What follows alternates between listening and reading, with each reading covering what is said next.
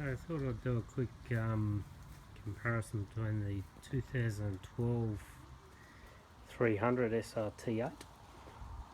The new one's on its way soon. So there's a few minor sort of tweaks on the outside. One being the front. I think the new grille's much bigger. Spotlights down the bottom. They've got some LED treatment. I don't think much has happened down the side of the car.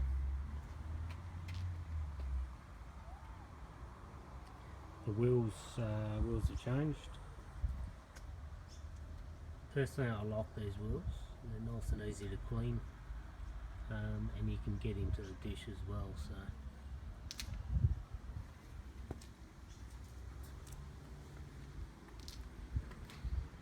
New rear lights on the back.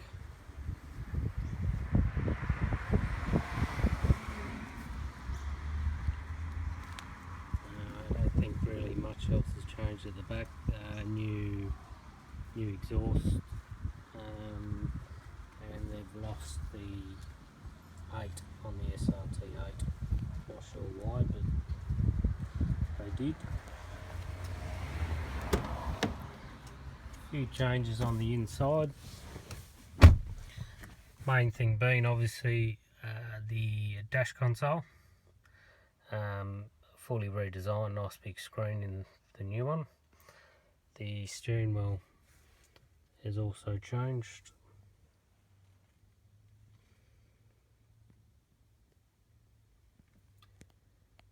The center screen, that's the same. Obviously the controls down here have changed around a bit though,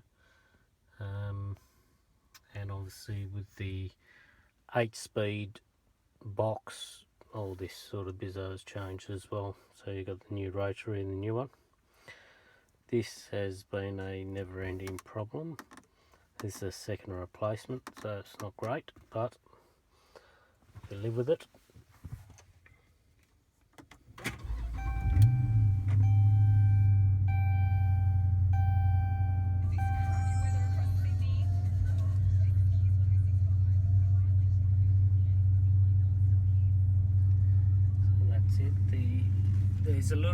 There's a few changes in the screen. I think the bottom graphics have been updated a little bit. This menu system has changed quite a bit too. I think the new one's got a few more pages of different stuff.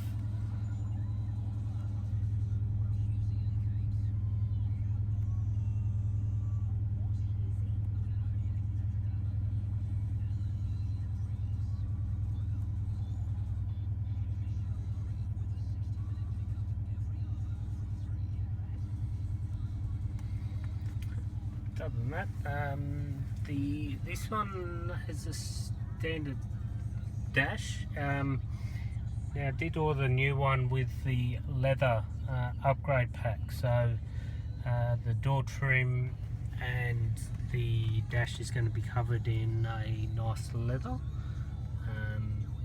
So I'm looking forward to that because I think it looks quite smart.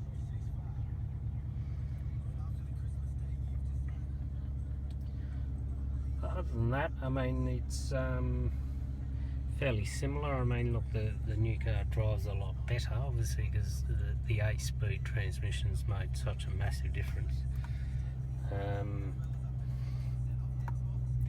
All this sort of stuff, I think, has generally stayed fairly similar. Actually, the new one does have digital radio on there as well. Yeah, this other menu stuff I think is fairly similar.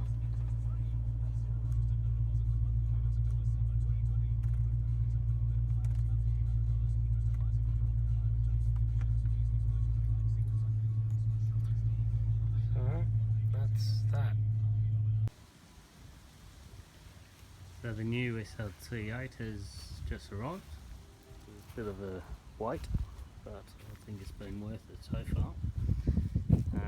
So it's built in October 2015, MY16 model. So I got a white one this time. The idiots at the dealer forgot to tint the windows, so that'll be done at its first service. So basically, the wheels have changed. They're much more of a chrome wheel this time.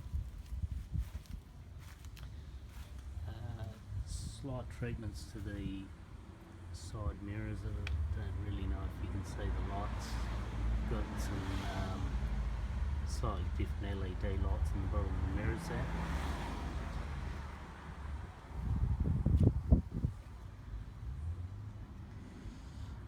They do now have these lights on the front, front side and front rear of the car now.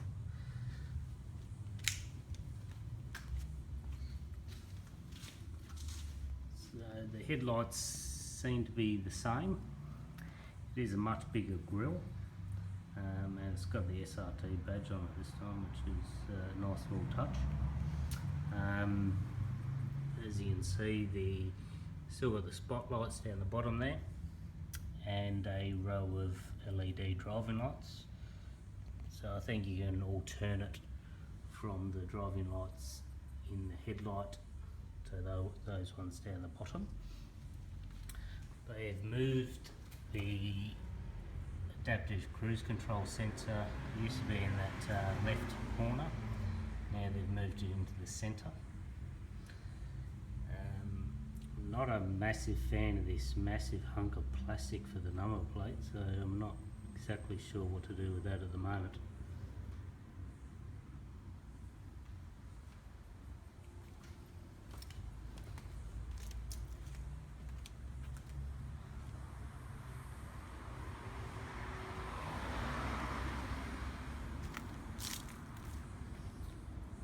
Rear treatments, they've removed the Chrysler badge in the middle of the bonnet, the middle of the hood there,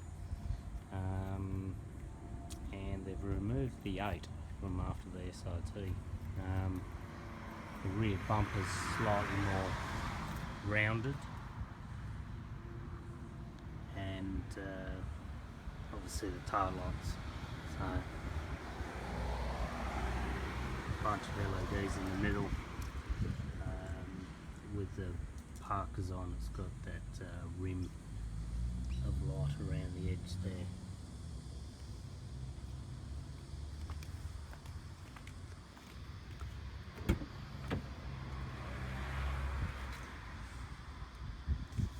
Interior, look, hasn't changed a hell of a lot. On this one I did get the upgraded leather pack, so that's on the dashboard. I think it looks a lot smarter, and it also runs down the side. Door trims. The stereo system is actually a lot more powerful. I wasn't aware of that, but it's got a hell of a lot more power than the other one did, a lot more bass punch. So that's been a welcome surprise. And also the other part I was really happy with is remote start. So on the key, press this button twice and it can start your car and have the air conditioning or the heating on, up to a 91 metre range apparently, so that's pretty cool. The few differences in the buttons here, so these do differ from the standard 300s like the C's.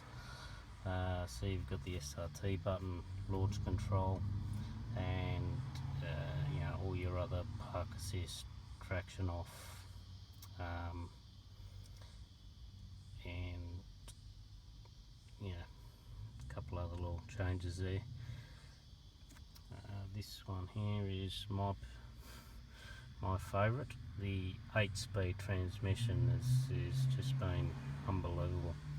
It's such a great transmission. Such a huge upgrade to the old one. The steering wheel slightly different, so the buttons just look more modern. They take it down to the right, down to the bottom edge. Other than that, the steering wheel is fairly similar.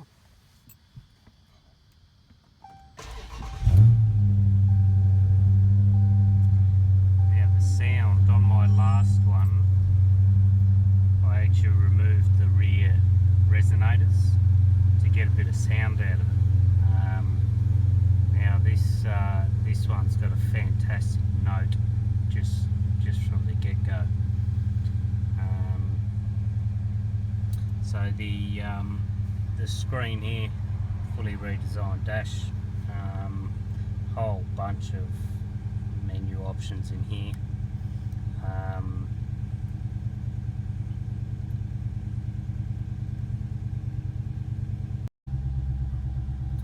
So this centerpiece is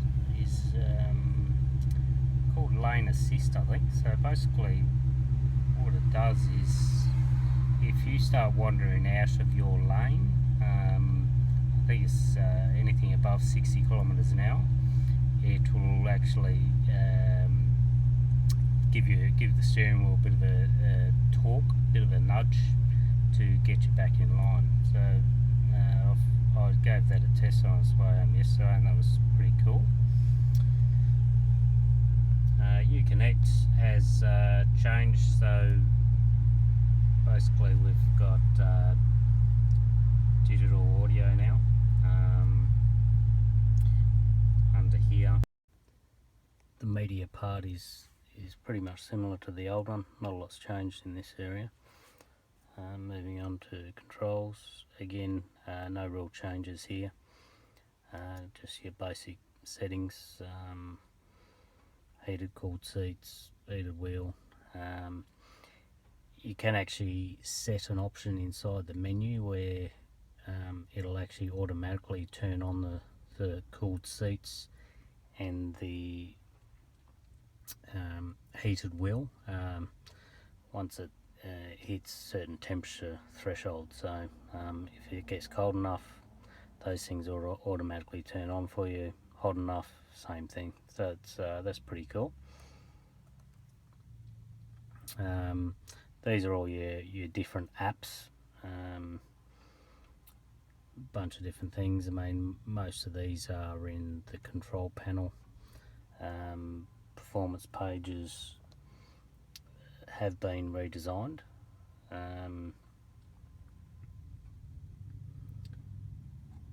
So basically just mainly graphics. That one's that's pretty much the same, but you know, the gauges have changed.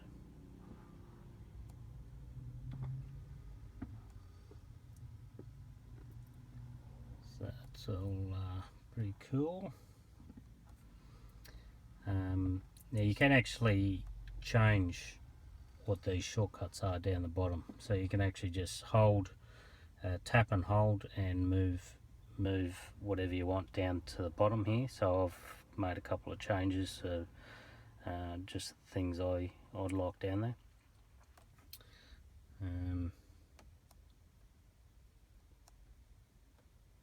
again, just the next page. So this is your settings screen, so that takes you into all the different settings of the car.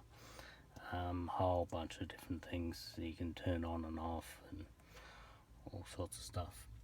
The nav is a little bit different. Now we can actually give it an address through the voice command system. The previous model that was switched off for some reason, but you can actually do it by voice now. Inside the maps have a whole bunch of different views, 2D, 3D, things like that. Yeah, there's a whole load of settings. So map setup, speed limit you can actually set. So if you're cruising along, the set speed 70k an hour or whatever, it'll give you a warning if you go over that by 4k's or however much you want to preset that by. It'll show the safety cameras on the map, so speed cameras, so that's pretty cool.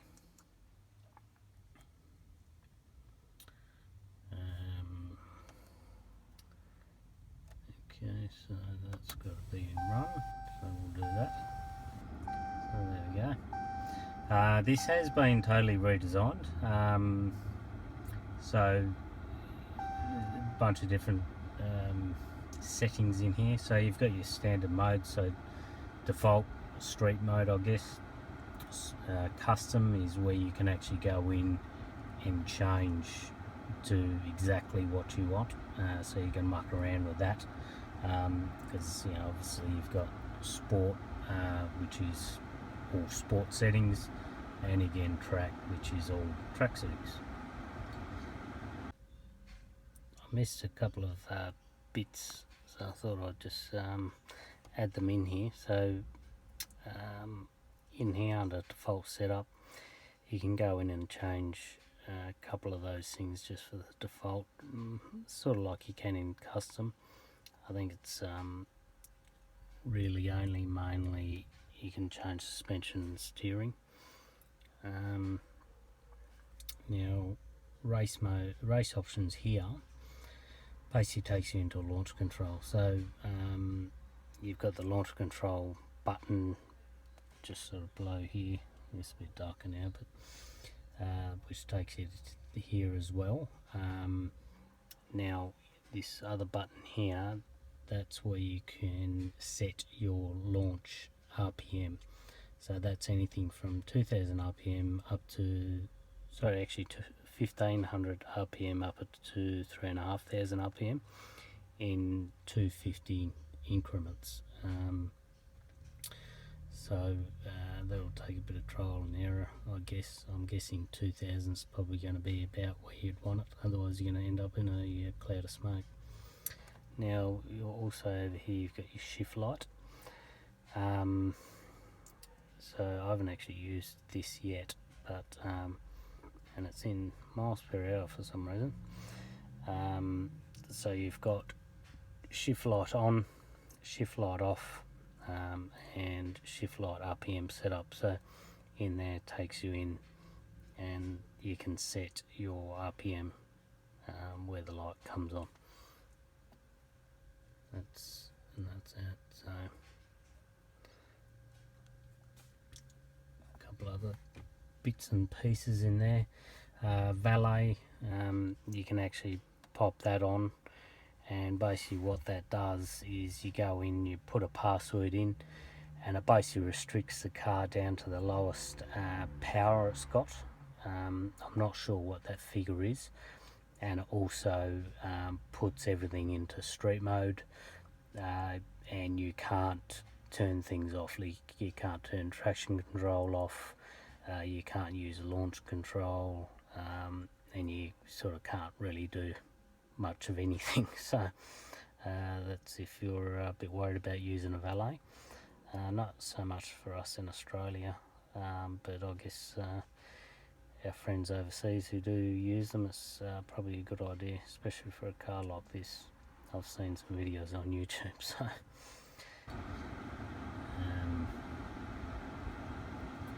phone, pretty much that's got a couple of extra things here like do not disturb, so it means it won't ring, the phone won't ring while you're driving, and you can, once you hit that, you can go this part, I'm not sure what that is. I think reading a book you can actually knock back the call or something and automatic reply with a text message. The text messages in here I don't actually get, because I haven't actually been able to receive any messages or anything so far, so I'm not sure what that's about. But Siri now does work. Just by pressing, it's not the phone button, but the voice button. You press and hold that, and that'll actually activate Siri.